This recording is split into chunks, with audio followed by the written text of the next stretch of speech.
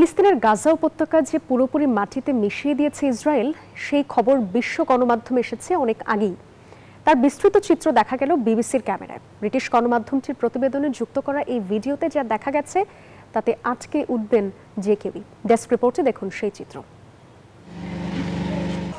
বেইত হানুন থেকে গাজা শহরের দিকে তাকালেই চোখে পড়বে সমতল বিস্তৃত ধ্বংসের এক রঙা ভূদৃশ্য। একসময়ের হাজার হাজার মানুষের বসবাসের নগরী এখন অদৃশ্য। 2 বছরের যুদ্ধে পুরো অঞ্চলকে এক ধ্বংসস্তূপের নগরীতে পরিণত করেছে ইসরায়েলি বাহিনী।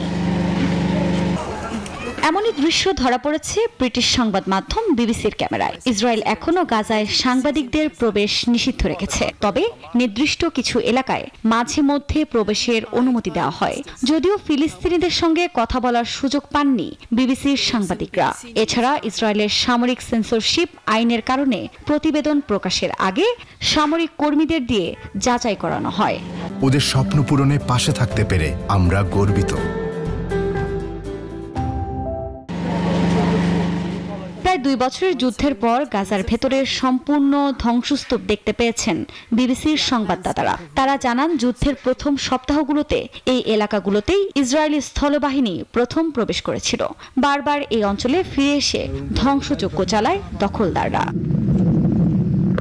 বিবিসি আরও জানায়, পরিদর্শন করা এলাকায় ধ্বংসের মাত্রা সম্পর্কে জানতে চাইলে ইসরায়েলি সামরিক মুখপাত্র নাভাদ শোশানি জানান, ধ্বংস তাদের লক্ষ্য ছিল না। প্রতিটি বাড়িতেই টানেলের মুখ ছিল বলেও দাবি তার।